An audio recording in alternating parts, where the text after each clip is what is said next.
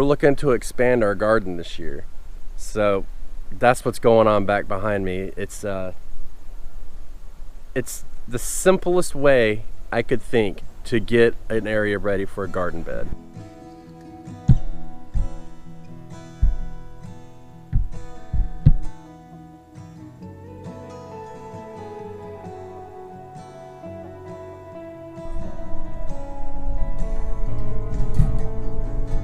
So this year we had a volunteer butternut squash came up right back there, right in front of the compost pile.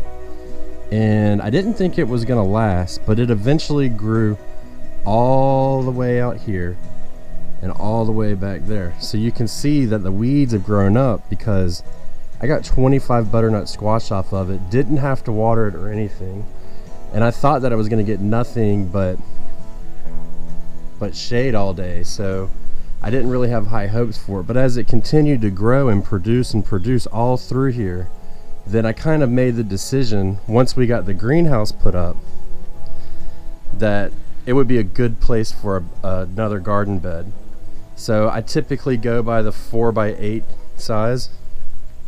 So this one right here is going to be 4x8, and then we're going to have a 2-foot path from here to here, and we're going to put a 4x4 back in here, and then that'll still leave room to get into the compost pile. This gets a lot of shade. It doesn't do as well here, but it should work out pretty good. And these little girls, once they get done doing all of this, then we're going to move them over here and clear all of this. See, these chickens, they're going to tear up the ground right here, and I'm going to put a 4x8 bed here. So the chickens are going to go through and they're going to eat up all the weeds and stuff like that are there and kill the grass. So that eliminates me having to kill the grass.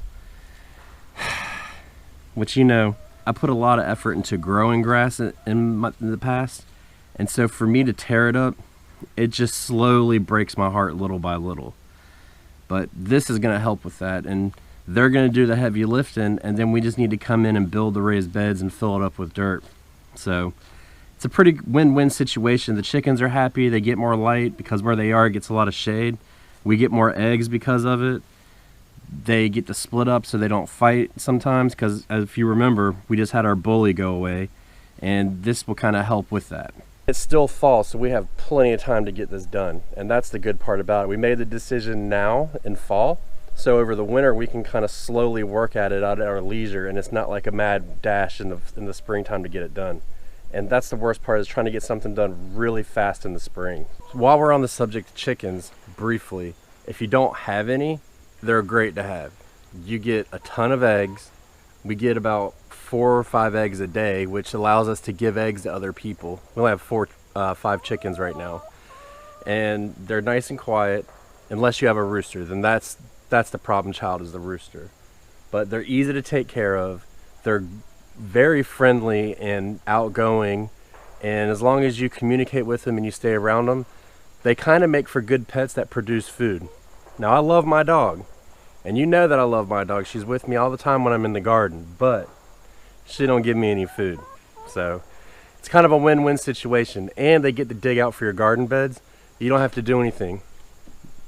Works for me, right?